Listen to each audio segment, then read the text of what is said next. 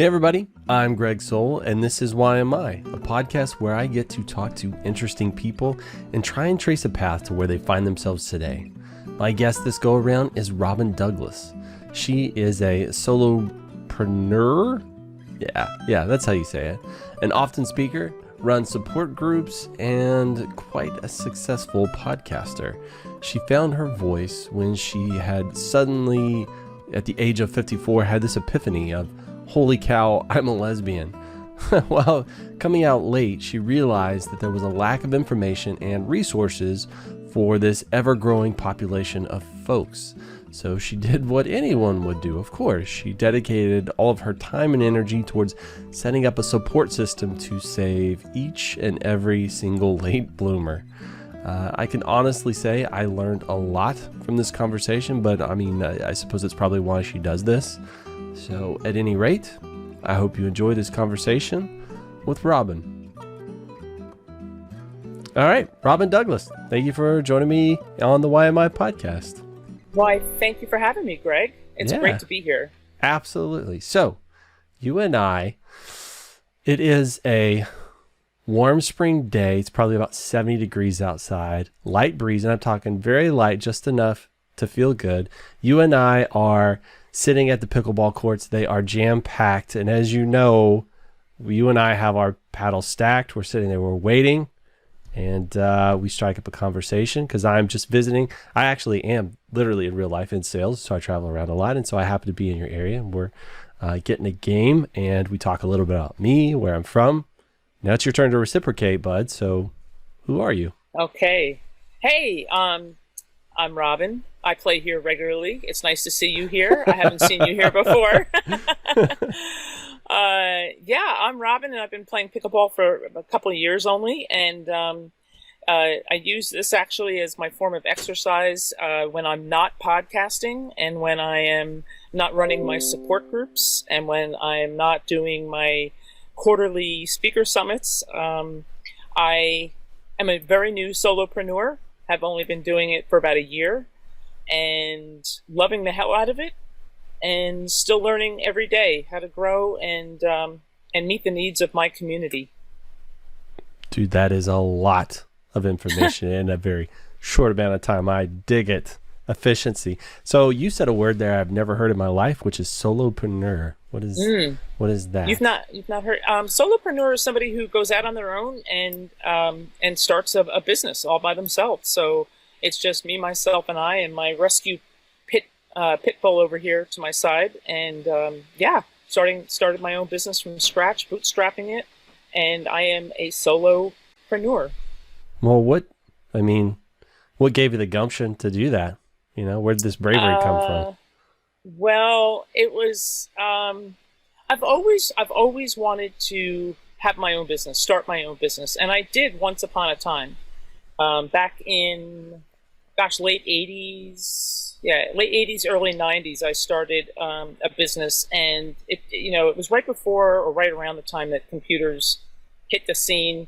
And it didn't work for a variety of reasons. But then fast forward, I'm now divorced, and my alimony stopped kind of unexpectedly and abruptly about a year ago. And I thought, all right, I think I want to try to build a business on my own and support myself. So that's where the need came from.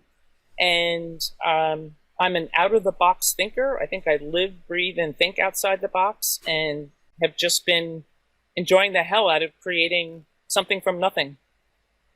That's cool. That's cool. So it sounds like I was almost like, did you kind of always know you were going to come back and do this again? Like it was something unfulfilled that you needed to hit that check mark? Probably. I think when I was working in New York City in advertising and sales promotion and marketing, I was working crazy hours and working really hard. And I swore to myself that if I was ever going to work that hard again, it would be for myself. So I think I did. I think I did know deep down that one day I wanted to start a business again. Did you have any inkling what that business would be? None whatsoever. None whatsoever. And the business sort of found me. I've been on a very interesting journey self exploration and personal growth. And so, yeah, I had no idea. And it really just sort of came to me. Yeah. Yeah. I mean, that is why I'm talking to you, because yeah, you have made quite a, I don't know, how would you describe it? Like a metamorphosis? Have you gone into a cocoon and come out? Yeah, I think so.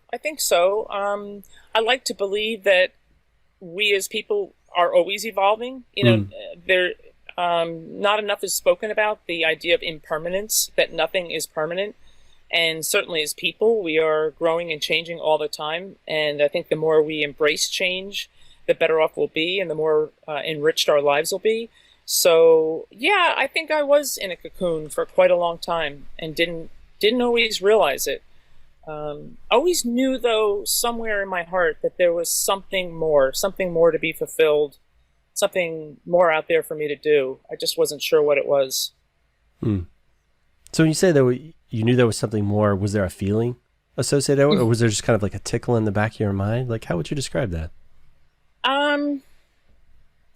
It was a feeling. That there was something, I don't know if I should say bigger and better, but there was a feeling that there was something more for me to do, that I wanted to discover my purpose, and I didn't know what my purpose was going to be. And it was a tickle as well, Well, let's stop beating around the bush. You have an amazing podcast, which I found you from, which is Coming Out Late, right? Correct. Coming Out Late. Describe that to me and why that's so important to you. Well, the podcast, it's important to me because I'm 61 years old now, but at the age of 54, I came out to myself as a gay woman. And if you had told me, 20 years ago that was going to happen, I would have, I mean, even 15 years ago, I just didn't see it coming. And, but as it turns out, it was probably a 10-year journey. Somewhere probably in my mid 40s, I started to get an inkling, like little breadcrumbs were being dropped, and I didn't really notice them. It takes a lot to get my attention sometimes and get me to, I'm a little slow. So it was a 10-year journey of these breadcrumbs that were being dropped, and it got to the point where the signals and signs were so loud and so bopping me over the head that I couldn't ignore it anymore. And I thought, I really thought something was wrong with me. Why am I now noticing women when I never noticed women before? I was in a 28-year marriage at the time, not happily married.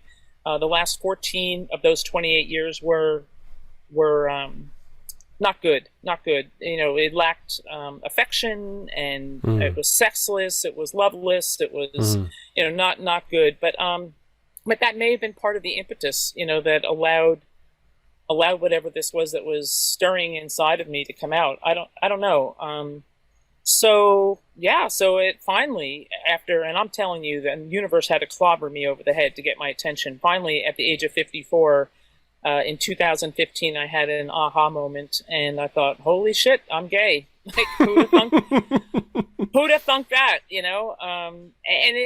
By 54, I kind of thought I pretty much had done a lot, experienced a lot, had some trauma, had a lot of great experiences. I thought, what more could possibly surprise me? And I did not see that coming. So.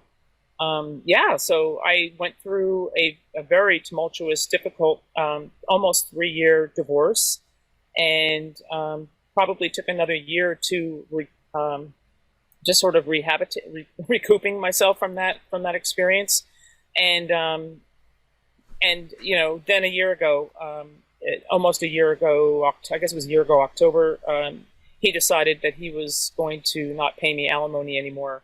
Didn't want to. He never really wanted to from the beginning. So after almost a 30-year marriage, I got only about 2.5 years worth of alimony. And I kind of thought that might happen. I kept looking over my shoulder, wondering if and when that was going to happen.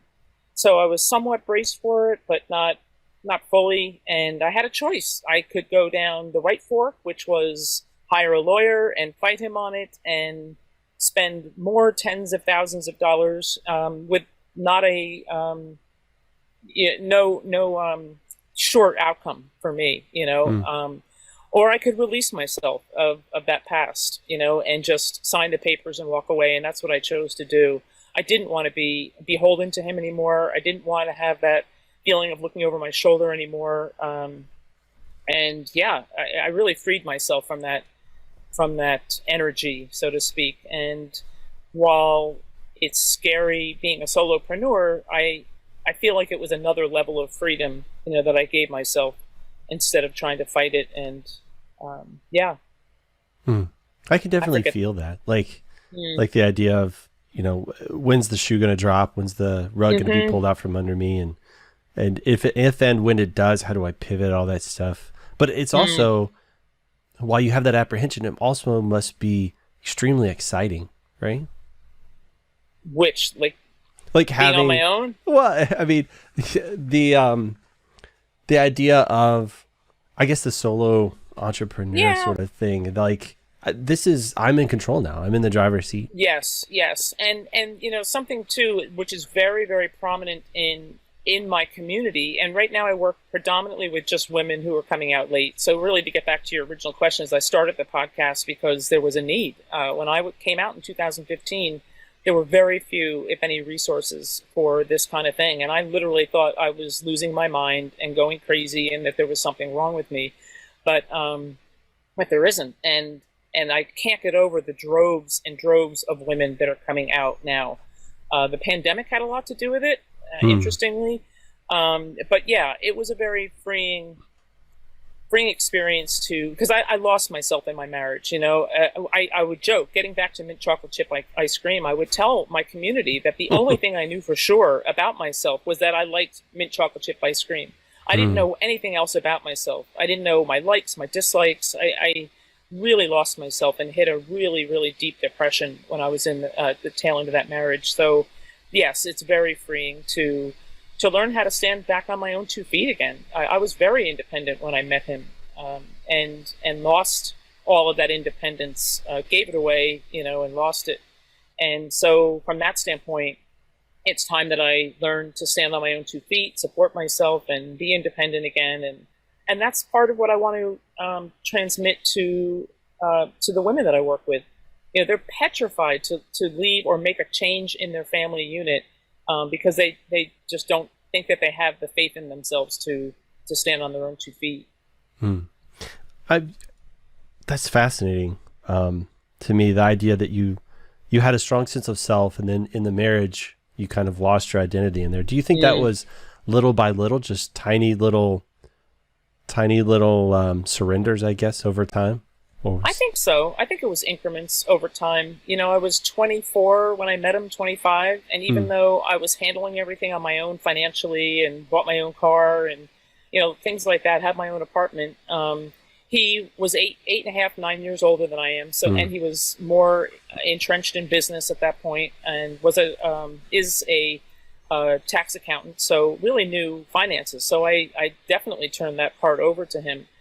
But interestingly, I bought myself a new car before I met him. By the time by the time I filed for divorce, my lawyer said, I want you to go out and open up your own bank account, get a P.O. box, and buy a brand new car. I did 2 out of 3 of those things because by the time I didn't know how to buy a car. I did not know how to go buy myself a brand new car while I was still married at the tail end. And that just goes to show you how much I lost myself and just lost the ability of how to do those things because so much of that was done for me over the years. And what do you think brought you to that? Like, it's so funny. Like, your story echoes what I've heard so many times. And believe it or not, I meet a lot of women in your shoes at pickleball. So that wasn't just a preamble. Do you really play pickleball? Legitimately, yeah. Shoot, man. Oh, well, you know how I knew you did? Because you talked about lining up your paddles. Not many people know about that. Oh, dang. Yeah. I've been playing for, I think, like 4 or 5 years now. And oh, wow. Yeah. What level do you play at? I'm about a 4.3, 4.5. Oh, shit. I'm a 3.5. That's awesome, dude. That is awesome. Most of that it's because I'm 6'3". I'm just really big. Oh, Yeah. Gosh. So definitely, yeah. I've got natural love that. advantages. So I can't even pretend like it's all skill because most of it is not. I am Wow. just large. But I digress. So many, I meet a lot of, so obviously I have a podcast. I'm curious by nature. I love people. I love talking. So I end up having a lot of conversations with people. And there's a lot of women that find themselves to pickleball, or I guess find their way to pickleball, who are trying to discover themselves and find themselves. Mm-hmm. And I meet a lot that are Mm-hmm. in that 50-year-old range who are just figuring out exactly what you're talking about. And I hear a lot of, holy cow, do I hear a lot of parallels in what you're saying in their stories.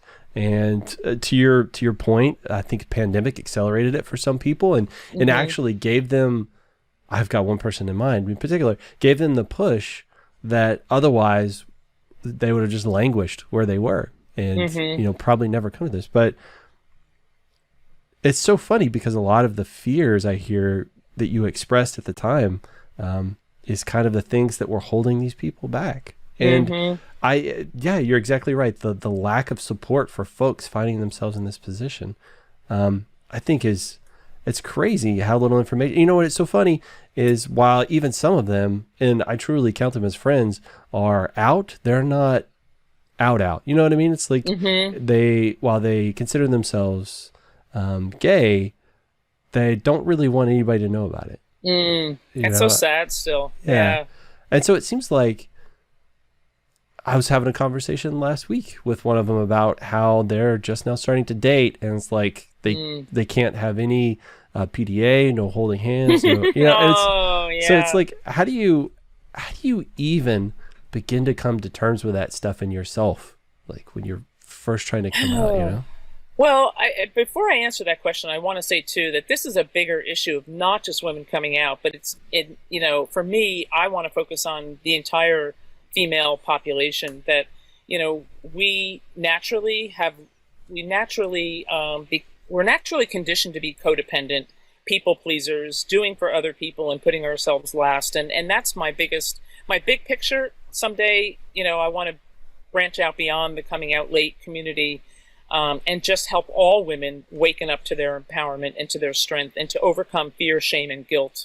I mean, that's really what I want to do. And we're all, unfortunately, powered by fear. It's a matter of how we manage that and what we do with it, is how we can enrich our lives. And unfortunately, women don't feel like they deserve to have a different life or a better life, which is really sad. So that's something that I really want to work with.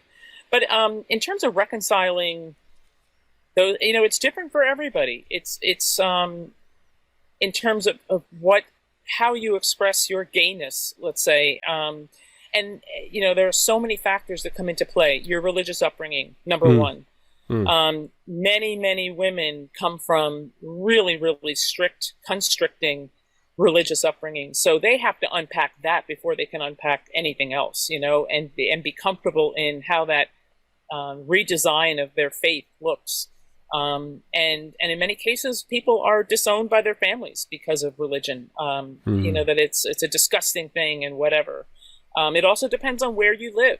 It's much safer to hold hands, in Asbury Park, New Jersey, than it is, in some parts of North Carolina or wherever. What other, name a state, a red state.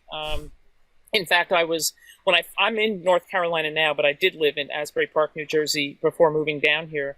And I was seeing someone who was familiar with North Carolina. And I'm just like, when I finally did come out, I'm like, I don't really care. My daughters know, they're supportive and loving, and I just really didn't care. I don't run around and shove it in people's faces, but if I'm out and I feel like holding my girlfriend's hand, I want to hold her hand. And she warned me. She said, you've got to be really careful what you do and where, depending on where you are. And still I was like pumping out my chest, like, oh, bring them here, bring it on. But she's right. She was right. That it really does matter where you are in the country and how you do that. But if I personally think if you're in a safe location, safe space, and you want to hold your girlfriend's hand or just whatever, I think it would be in everyone's best interest to to live your life the way you want to live it, as long as you're not putting your life or your girlfriend, partner's life in danger. Yeah. Yeah. And I totally understand like the physically safe part. Like that totally makes sense.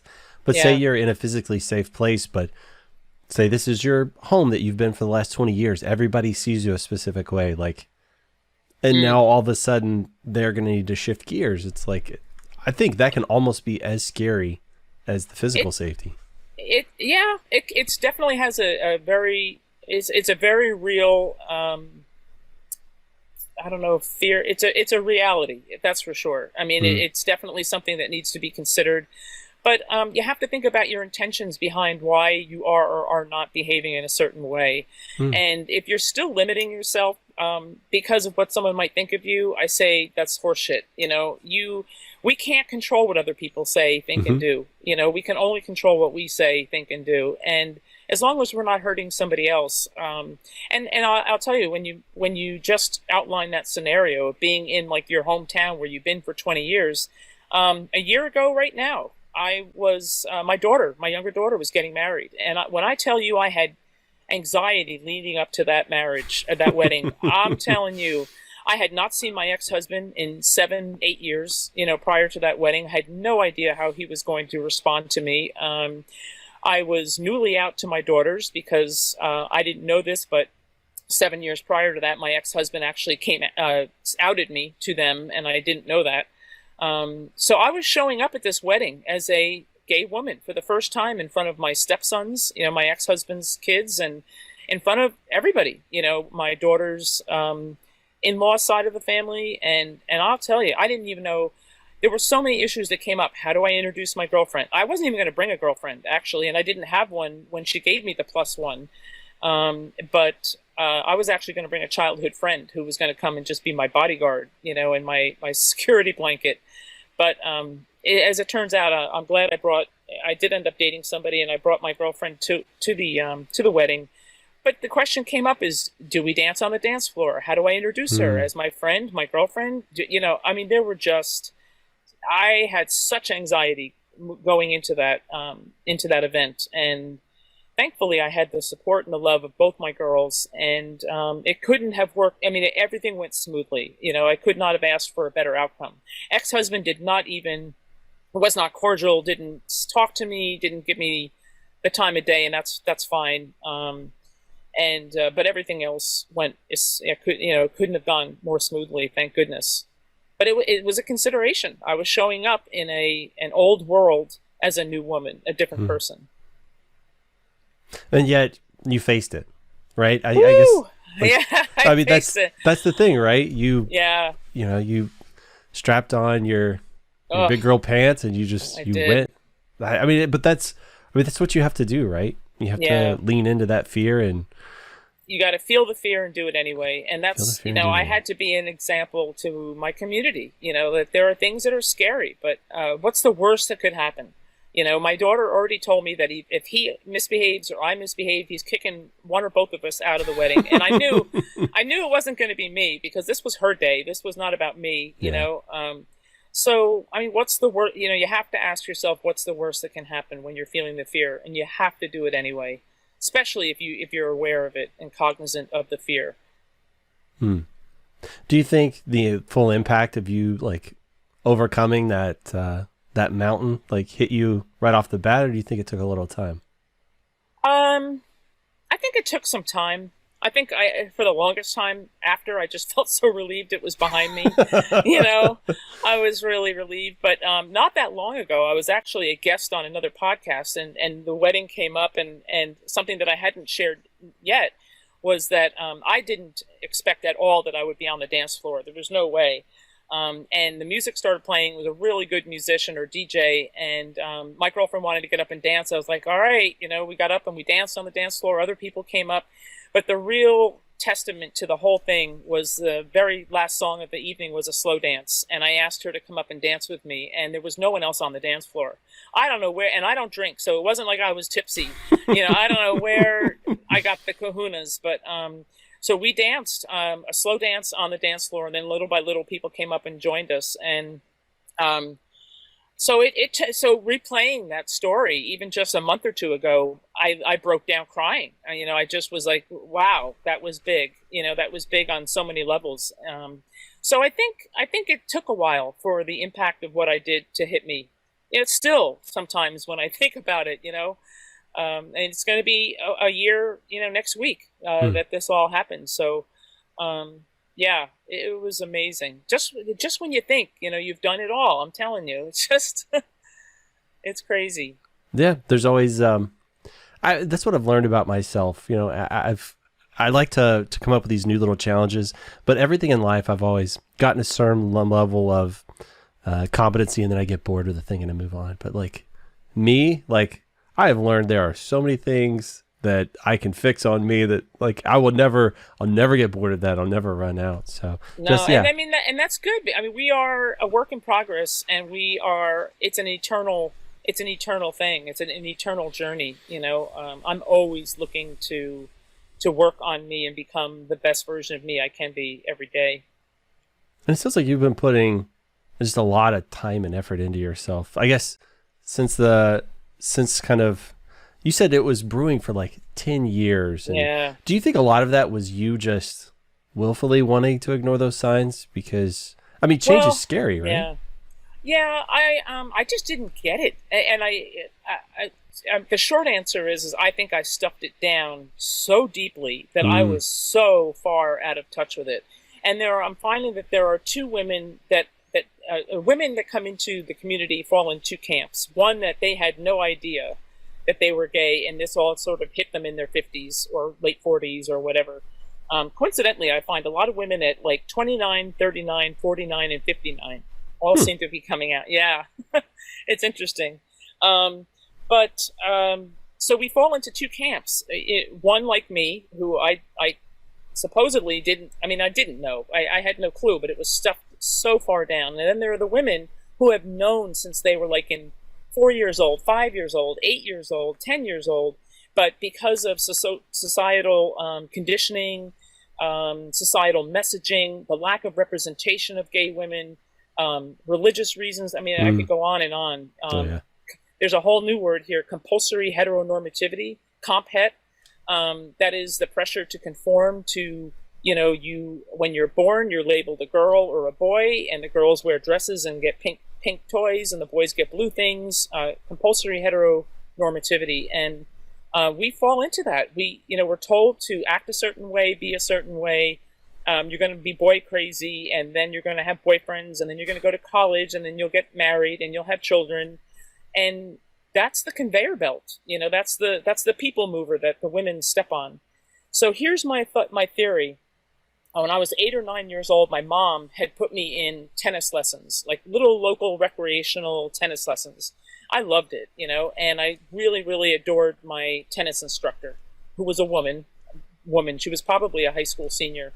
And I remember being so smitten with her that I just wanted to be the teacher's pet. I stayed afterwards and picked up all the tennis balls, and I just wanted to be with her all the time. And then, lo and behold, at 10 years old, my mother dies.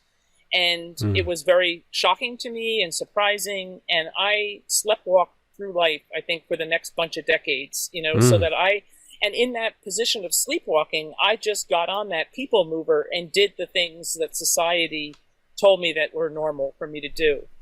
Had she not died, I don't know. I don't know. I think I had a crush on my tennis teacher at 8 or 9 years old, and that's about the age when people start to question their sexuality or whatever. So I think I just stepped into societal norms and adopted them to be my own. I remember in high school, right before I was graduating and going into college, I was an athlete my whole life, and everybody expected me to play sports in college. And I was afraid to, because I had heard rumors that lesbians played, gay women were in college, and they all played sports, and that I thought in my head that if I played sports that they would make me gay, and that scared the shit out of me. So that was my own homophobia coming through. And they often say that what you're afraid of is often what you're often what you are afraid of, so So yeah, I've been working on myself a long time, and I didn't have a clue really until something lodged in me differently, and around the mid 40s, I just started having breadcrumbs dropped here and there, and then it just got, the signs were so loud at the end that I had to do my own special research to find out what was wrong with me. Conditions were right. Yeah, I guess. When you said something about the nines, the 29, 39, 49, 59, do you think, because I've known like a lot of my female friends, they do this thing like 40 by 40 or, 30 by 30, like they come up with all these challenges and stuff like that. And they seem to get more introspective just before like those decade birthdays. Do you think maybe that has something to do with it? Absolutely. Yeah. I do. I mean, it's no coincidence that I see so many women, around the 28, 29, 30, 31 year, mark, and then the same with all the other decades, that absolutely, and then you mix in the pandemic in there where people were stopping and thinking about their own mortality, their life. Everything came to a standstill, and we were able to rewrite, our stories, our own personal stories at that point. And I have a Facebook group, Coming Out Late community, and I'm getting 100 women a week requesting to join. Yeah, requesting to join our Facebook group, and I don't know where they're coming from, man. But I welcome them in with open arms. It's like a tsunami of people. It's definitely insane. A tsunami. Yeah, it's definitely a tsunami. That's great. And it's a movement of some sort, and I think it's bigger than just our sexuality. It is some kind of a feminine movement of some sort. So, yeah, it is insane. Yeah, that's funny. Like I was raised by a strong, independent woman, and I gravitate towards them. And my wife is, it's very clear that, I could disappear off the face of the earth and everything would be just fine. I know where I kind of stand. I am allowed to exist in her sphere, which I'm entirely happy to do. And it's so funny, the idea that I gravitate towards strong women. I am slightly, and this is a failing of mine, like questioning of weak-willed women, ones that are kowtow to men, especially. I got a little bit of childhood trauma surrounding that too, but it's like I never understood that, like how a person chooses to be subservient, because in my mind you have to like make a choice somehow, but it's you don't just do it one day. It's slow conditioning over time, right? And then everything surrounding you, not just your parents, but also potentially religion. Like I remember that being kind of a big part of religion, and a lot of people I talk to in my family that are religious, that subservience to a man sort of thing. But also even, I remember as a kid, the media we watched, the TV shows, the sitcoms, it would all sort of feed into that. And I guess it's just a slow progress. It's patriarchy, and it's the heteronormativity, the compulsory, you are compulsed to conform. And also, don't underestimate, our parents and our parents' parents. We forget that just because they're our parents, that they're people too. Like my dad had no role models growing up. His mom died giving birth to his younger brother, and so he grew up without a mom. His father was a golf professional, and he and his two siblings grew up on a golf course. Had no upbringing, no traditional parental role models, and didn't wasn't taught how to use his money properly, all sorts of things, and he's the person that helped create me, and he did the best he could with what he had, so it goes back, and then you add religious upbringing in there, you add up alcoholic parents, abusive parents. It's amazing that we make it to adulthood. There are just so many different factors, and unfortunately, a lot of it has to do with women being second-class citizens. We have been taught that. We only had the right to vote not that long ago. It was in the 20th century, that we got the right to vote. It's crazy. In fact, I think black men voted before white women voted, if I'm not mistaken. But yeah, it is really a lot about patriarchy, unfortunately, and women being, following the norm, following the conditioning, unfortunately, and not having enough self-esteem, self-confidence in themselves, not enough self-love, value, because they probably weren't given it or taught it, to love yourself and value yourself, and they don't feel strong enough to stand up. Do you think, when women feel that way, where do they turn? Do they turn to their friends? Do they kind of develop their own support systems internally? Is that usually what happens? Probably church and friends. I would think if they're religious families, I think they bury themselves in church, and also, with close girlfriends. A lot of women become alcoholics, drug addicts. They joke about, mommy wine, but a lot of women, don't really like where they are in life, and they start drinking at 5:00. Their mommy wine time. And I guess that's kind of where we segue to the support group. So 100 women a week, that's an insane number. Yeah. So how do you, holy cow. To me, that feels overwhelming to think of like that many people, It's overwhelming approving them all. That's what's overwhelming. Yeah. Because I don't just let everybody in. Right. It's not a safe, I have men that want to join, and some of them genuinely want to join because they are coming out late and want a place to go. But there are co-ed Facebook groups as well. And then I have just some people that are posing, women, and you can't even tell who they are, but they come in as scammers. So it can be overwhelming, but I'm just so thrilled that they have a place to go, and they're so thrilled. Well, what kind of resources do you usually put together for like a support group? What does that look like? Well, the Facebook group itself has been an incredibly supportive platform. You can post things anonymously or as yourself, and women really. I've been very, very lucky that there's no drama that goes on in ours. It's not a dating site. I make that very clear. If somebody does make it through the approval process and starts hitting up women to date, boom, they're out of there. It's not a dating site. It's a support site. The Facebook group is. And people post their issues in there, and they get genuine good feedback from the other women. It's just incredible. And then on top of that, I've been starting Zoom support groups. I started with one on a Tuesday afternoon, and I now offer 4 a week. Each one a little bit different from another. Out of demand, I started a 50+ and fabulous group that goes every other Thursday night. That's for women 48 and over who are finding themselves, coming out late, but want to talk to other women close to their age. I have 4 support groups a week that go anywhere from an hour and a half to 2 hours each session. And they hear about those and get the links to those through the Facebook group. Wow. That is or my podcast. Intense. That is like so much interactivity. What I was thinking about is, I saw that there are like checklists of like, these are traits that if you exhibit these, perhaps you're autistic, or maybe you're ADHD. Do you have like a checklist for like coming out late sort of women? Like, hey, maybe all of this confusion you have, take a look at this. There's something called the Master Doc.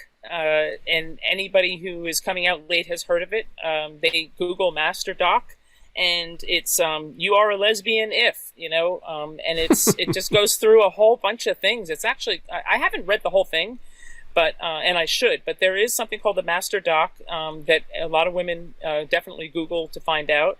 And really, the joke in the community is, if you lay awake at night thinking about or fantasizing about women, you're probably gay. Like most heterosexual women don't think about other women in that regard. So so many women lately in my support groups and in the Facebook group have said, I thought everybody thought other women were attractive, and I didn't. Like, I didn't look at women and say, ooh, wow, there are documents out there that. And checklists, but you really kind of know, some women say, oh, but I haven't ever kissed a woman or I haven't been intimate with a woman. How do I know for sure? I hadn't either, but I knew for sure. Like, there's just something, when that switch has been flipped, you just know. But to be sure, there's always the Master Doc that you can look up. The Master Doc. All right. I'm going to try and commit that to memory.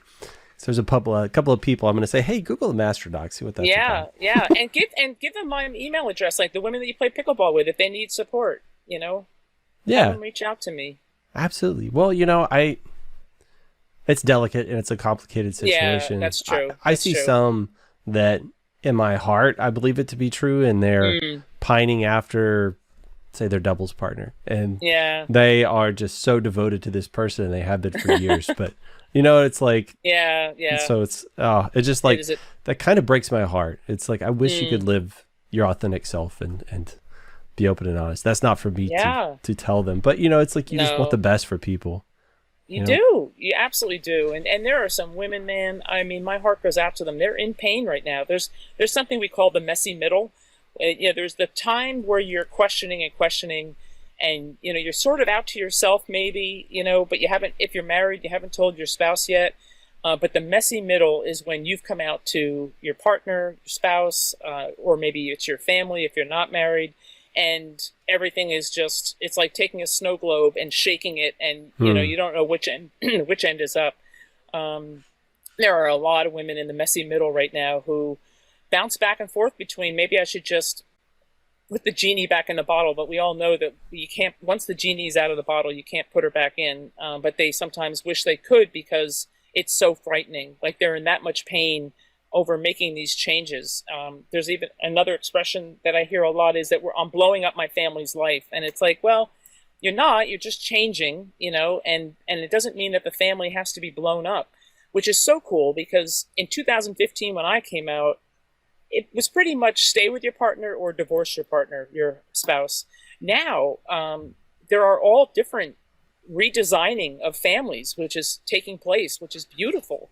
And I give that credit to the guys who are saying, hey, I love you, we're best friends. If you need to explore that side of yourself, you explore it, and let's just redesign how our family looks. And I mean, there's so many different machinations of relationships now. It's really, really cool. So it doesn't necessarily mean that you have to blow up your family. That's interesting. Have you had any women that you've worked with that have come out as they've realized they were trans? And because I would think in that scenario, it probably, like I've had a conversation with somebody who they were in a lesbian relationship for like an extended period, like it was 8 to 10 years. And then their partner realized that they were trans, and like pretty much from that point on, the relationship slowly dissolved, because one was like, I'm a lesbian, I'm attracted to women, and, and so just kind of reconcile it, no matter how much they loved each other, that piece just didn't, oh man, that is so tough. It's really tough. Yeah, there are a lot of different situations like that where, and even in married situations where one of them realizes that they want to transition. I don't know what the percentages are in terms of the couples that stay together, but there are couples that stay together through that, and I give them a ton of credit. That takes special people to pivot like that, to be able to pivot. But yeah, that happens. I mean, I'm very open on my podcast about the fact that I was biphobic, I was transphobic, every kind of phobic you can imagine, including homophobic. I mean, I remember when my ex-husband accused me of being homophobic, and he was probably right. We as humans tend to fear what we don't understand. And to overcome my transphobia, I had a trans woman on my podcast because I want to understand, I want to be up close and personal and not be afraid, to approach somebody who's a trans woman. And man, oh man, I mean, if we think, the women in my community think we have it difficult, that's just got to be so hard, so hard. And then there's women that come out as bisexual because that's a softer landing for their family to accept, and then they realize, no, I'm not bisexual, I'm really lesbian, or and then there's the non-binary and pansexual, asexual. I mean, like, whew, I can't keep up with it, but yeah, it's exploding, that's for sure. And I'm just glad it's at a time when people are more accepting of one another. I mean, we have a ways to go, but it's better than it used to be. Yeah. I mean, the idea of folks coming out late, like, to me, that's like super inspirational, because, I mean, genuinely and truly, people being able to pivot their beliefs so drastically. I mean, I'm not saying you did a 180, but You Oh, know, it was a 180, all right.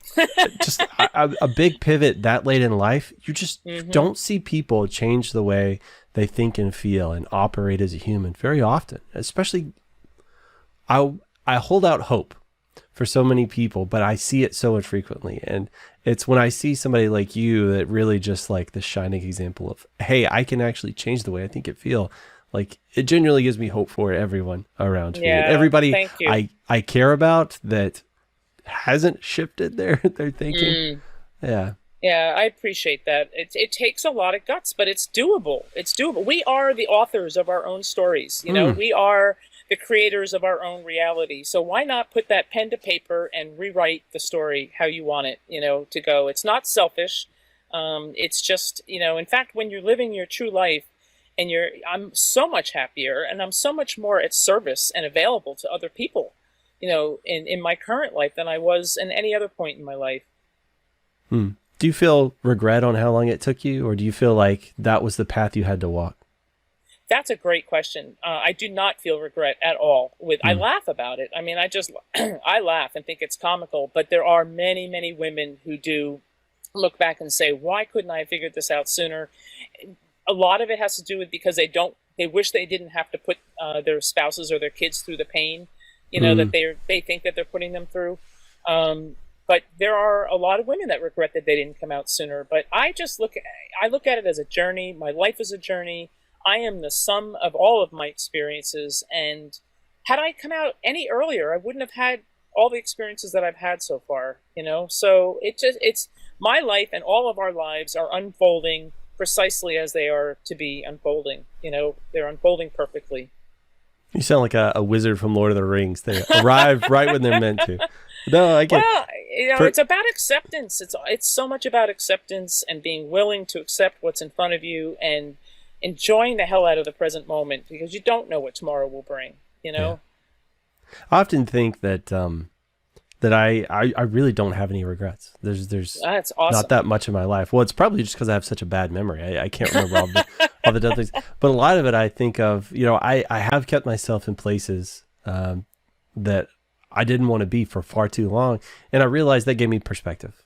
You know, it shows me when I get to the place I'm supposed to be, or I'm just, you know, I'm progressing into my next level. You know, I'm evolving like a Pokemon, that it shows me how much better it can be and makes me appreciate it that much more. So, yes, absolutely. Yeah. And if we know that we can change or that there's something that we want to change about ourselves, then it behooves us to do that. You know, it's just crazy to stay stagnant and to accept the status quo. I mean, it's just, you're not doing anybody a favor. You know, if you think you're saving your kids, you're not. You know, the kids probably know, you know, that there's something up in the household. But yeah, we are meant to keep evolving and changing and growing like Pokemon. Yeah. One of the biggest red flags for me is when somebody says, yeah, that person's been the same for the last 10 years. It's like, oh, whoa. Gosh. Yeah. That terrifies me. Like, oh, that's disgusting. That's frightening. Yeah. I don't want to be the same person a year or a week from now. You know, I want to it's so true. be better and different. And you know, a lot of women coming out who are making the decision to leave their spouses say that their husbands haven't changed at all and have no desire to change. They don't want to change. And I could probably almost say that about my ex-spouse, probably too. And that's frightening, you know, because I clearly was changing and I wanted more from life. And there's nothing bad or wrong about wanting more for yourself for life, because it's there for the taking. I've noticed a lot of people too that really fear change and repel it are very much control freaks. Like they have to control not only themselves but their environments, and so introducing change means there's an opportunity for them to lose a little control there. So I mean, control. People that are needing control usually have had chaotic upbringings, or you know, some kind of chaos in their life or trauma, and that's a defense mechanism to, you know, by really, you know, reining in all the control, they feel safe, you know, and it's an old construct that doesn't really suit them anymore, and they need to let go of that life preserver and float and learn how to do the doggy paddle and tread water and have faith in themselves, you know, that they're going to be okay if they let go and make a change. And usually people that need that kind of control are so fearful of, you know, so steeped in fear And it's sad. They're letting it dictate them, instead of growing and learning and letting go. Mm. Fear usually comes about from the fear of losing something that we don't have, or fear of not getting something that we don't have, that they want, or the fear of losing something we do have. And really, it all boils down to fear just seems to come about of losing something that you have, when in reality, sometimes it's a good thing to let go of something that you have. And then sometimes the fear of wanting something that you can't have. And more times than not, the universe gives you what you what you need, not so much what you want. And that's where the acceptance comes in, where we need to accept that we're getting what we need and not what we want. Sometimes what we want is not what we need. Yeah.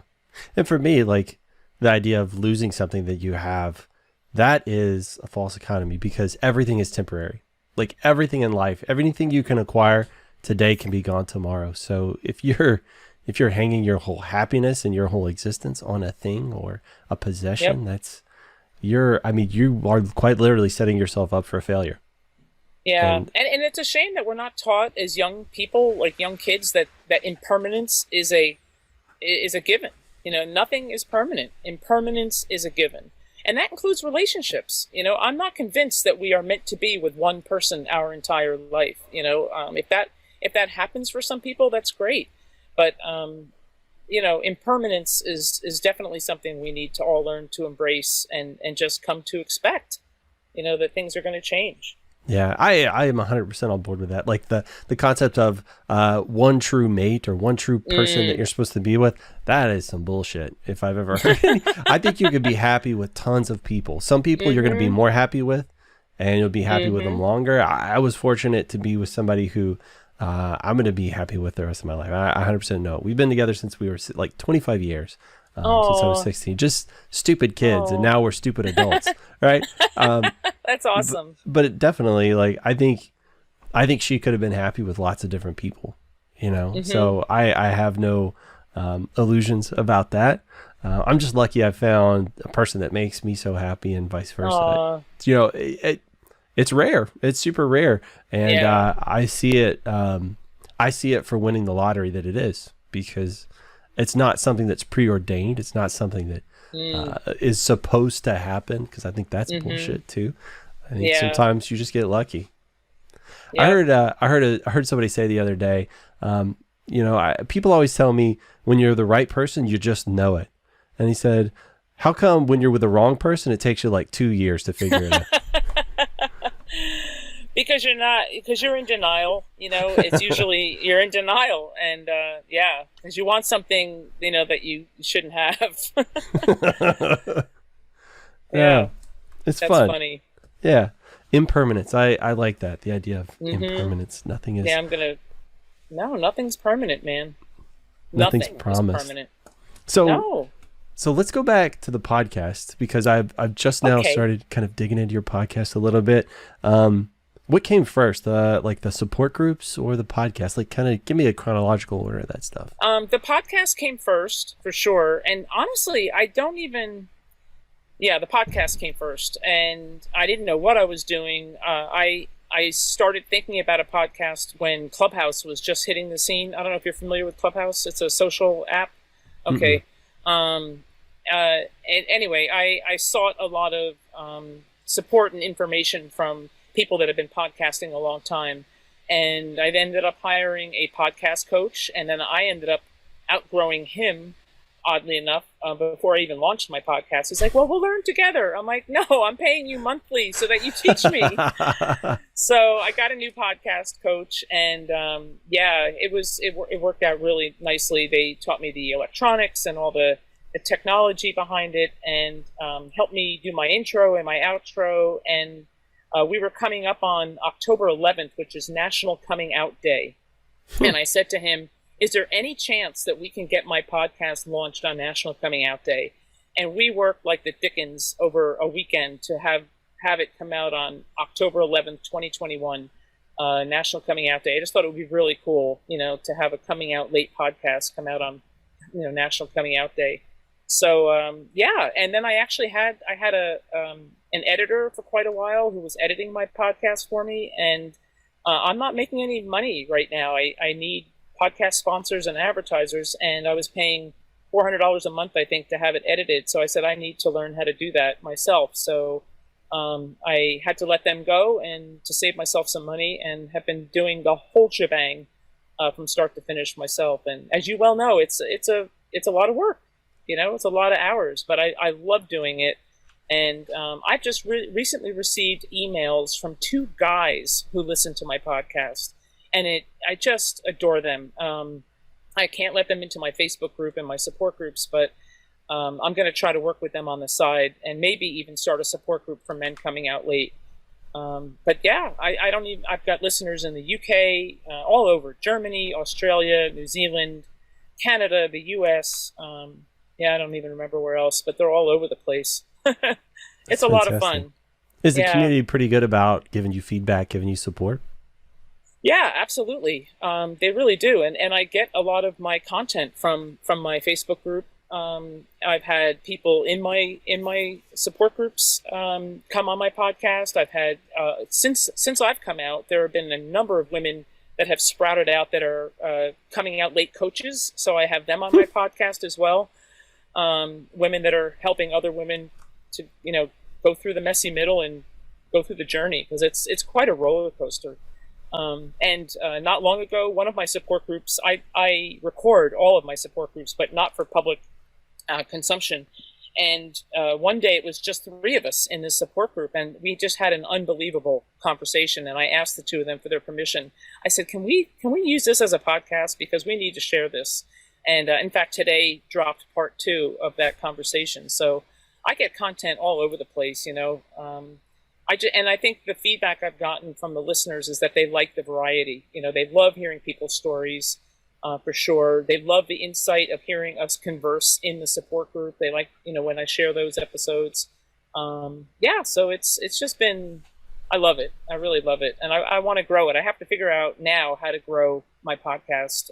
I've done no promoting and no marketing, and I think I'm about 2,000 listeners a week right now with no promoting or anything. Dude, those are serious numbers. Yeah. For a podcast that's barely a year old, you're doing amazing. I thank you. It's thanks. And there are other podcasts out there now too that are about coming out late. So I've got competition, but I think the community is just so hungry for information and so hungry to hear other people's stories. So there's plenty of room for all of us.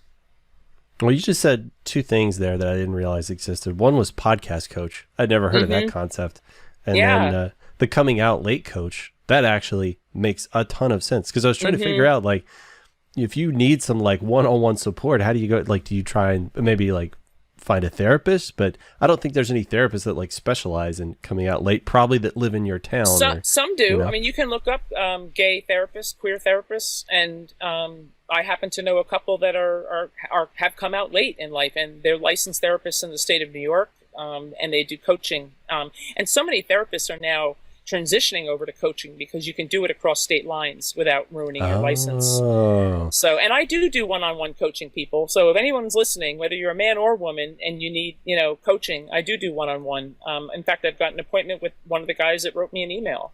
And I've done, so I've just started to dip my toe into one-on-one coaching, and my support groups are basically small group coaching. Gotcha. So, yeah. Is that tough? Because like I know when I've helped other people before, like, a lot of that you kind of take on board. You have to kind of feel that. And is that kind of tough for you? You're able to compartmentalize that a little bit? No, I can compartmentalize it because, I certainly feel empathic, for where they're at, and it's so hard for me to translate to them, you're going to be okay. Like everyone's going to survive and no animals are going to be injured, during this process. And it's so hard when you're in it to feel that way because it's frightening, it's just frightening. So, I work on the fears, and I had one woman that I coached over the phone, and she just said, Robin, I'm going to be destitute. I asked her, I said, what's the worst that can happen? Because she had so much fear. She and her husband are going to split up. And she said, I'm so afraid I'm going to end up destitute in my car, and my 2 children are not going to be in my life or talking to me. And she said, but I don't think my in-laws would let that happen, and I don't think my husband would let that happen. I said, so in other words, you're letting that happen. Your destiny is to put yourself homeless in a car and with your children not, And so I just walked her through it, and it's just, they just need someone to talk to and hear them, just to hear them. And we walked her through that and just said, it's not going to happen. So stop, stop thinking about that. Yeah. That what's the worst thing that can happen? There's a friend of mine, Stephanie, that does that exact same thing. Like, that's helped her apparently through so many parts of her life. It's like, let me stop. Let me examine this. What's the worst that could happen? Yeah. Not that bad. Let's keep going. Exactly. Yeah. Exactly. It's cool. feel the fear and do it anyway. What I was thinking about is when you were saying, that people almost feel like, everything's mixed up and they're in free fall. I kind of imagine in my head, like, your life is an Etch-a-Sketch, and you've got this drawing of what my life looks like. And right now you're shaking the hell out of it, which is terrifying. But then I was thinking at the end of it, that means you get to redraw your story. Like, you get to now become the author of your story. Like, you have control of both the knobs. Maybe before you only had one knob or maybe half of them, but you've got them both now. Yeah. I mean, to you and I, that's exciting. To some people, that's also terribly frightening. Absolutely. I would say most people that's frightening. Yeah, probably. Yeah. And to just reassure them, really all they need to focus on is just the here and now. Stop future tripping. I try to get all of them to stop future tripping about what could, would, should, might happen. It's like, and it might not happen. So why expend your energy on something that may not and probably won't happen? Really just focus on what can you do today so that breathing is one of them, sleeping, eating properly, it's just, I try to get them out of their heads and stop thinking about the future. Future tripping. I've never heard that either. I love that. Really? Yeah. Future tripping. Oh yeah. It's big. We as women do that quite a bit. We worry about the future. I mean, we all do. And we can't, we can't do anything about the past. We certainly have very little that we can control about the future. And we don't even know if there is a tomorrow. If I'm lucky enough to swing my legs over the side of the bed and get up, I'm very happy. That's a good day. But there's no guarantee. This may be the last conversation I have, and I'm going to enjoy the hell out of it. So just don't future trip. Do what you can today to impact and affect today. Amen to that. Yeah. Amen to that. Yep. I love it.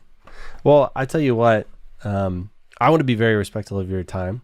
You were kind enough to give me the gift of your time, and it sounds like your time has become quite precious these days, which I think is so phenomenal. The fact that you're like, you've slayed this dragon, or I don't know if it's one that you'll ever completely get rid of. A lot of this stuff, we constantly have to work on ourselves. But the fact that you're so giving of your time is incredible. I think that is so awesome. It's a labor of love. I mean, I love what I'm doing, and when you see that light bulb go up in a woman's head, her eyes, and just like, oh, I didn't think of that, I didn't see it that way, or I didn't, it's really very rewarding. To get that feedback of like literally changing people's lives, that is incredible. Yeah, it's pretty cool. Like, I'll just tell you one more story. This woman who I was talking to on the phone, her husband asked her she came out to him. They realized that it was probably not something that they could fix, and they were going to go in the direction of divorce. And he asked her to get out of the house by the end of the week. And my first thing I said to her is, why are you leaving? And she's riddled with guilt. I mean, just full of guilt and shame. And she's like, he's been so supportive, and he's been so this and that. And I'm like, good. He's supposed to be. He's your spouse, and why in the world are you leaving in the middle of November, right before Thanksgiving and Christmas and blah, blah, blah, and she ended up not moving out, staying, in the home that they're raising their children in. And it turns out that she and her husband are working through a very, very loving, amicable separation after the first of the year. I said, there's no rush, you and your husband need to really just regroup and think about what's best for the children, think about what's best for your family. And so much has changed. Had she moved out the way, she originally was going to knee-jerk move out because he told her to, their lives wouldn't be where it is today. And they're working together on something very special, and it's an investment in their future and their kids' future. So it's just beautiful. It's just really, one woman at a time, one life at a time, we're going to impact. And that guilt, that must be so crazy. But I mean, really? I feel like people are probably looking at this. They feel like I'm coming out to my partner, and I guess while yes, coming out is a choice, you being gay is not a choice. It's not something you just arbitrarily, this seems like a nice outfit I'm going to wear. I'm going to be gay today. It's not the way it works. It's like if you all of a sudden just found out you had celiac disease, nobody's going to get mad at you if you quit eating bread. Right. It's like, bro, it's like, you just found out you always thought your eyes were blue, but they're brown. Mm-hmm. It's like, that's not your fault. It's how you made. I don't know why people attach guilt to who they are. Yeah, it's really sad. It's so sad. It's debilitating. It's paralyzing. And if you could see the tears rolling down their cheeks, and most of them would say if they could undo their gayness, they would, to put everything back the way. Yeah, I know. Oh, don't tell me that right now. I'm sorry. Oh my God. It kills me. It really does. And I say, listen, are you impacting change in your family? Yes. You go to your spouse once and you say, I didn't see this coming. I'm sorry for the way this happened. Had I known this, we wouldn't have gotten married, whatever. But I said, apologize once and that's it. And the rest of the time you walk around that house with your head held high, with no shame and no guilt over this. It just is what it is. And 9 out of 10 times, the husband's going to end up with a spouse who really loves and adores him.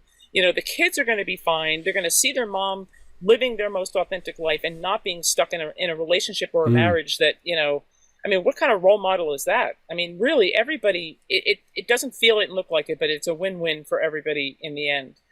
But it's just, getting over those societal norms of like, oh my God, and I mean, none of these women would have put their husbands through this if they knew what was coming, I wish somebody had instilled in me like the values of, if you are in a situation that makes you unhappy, fix that.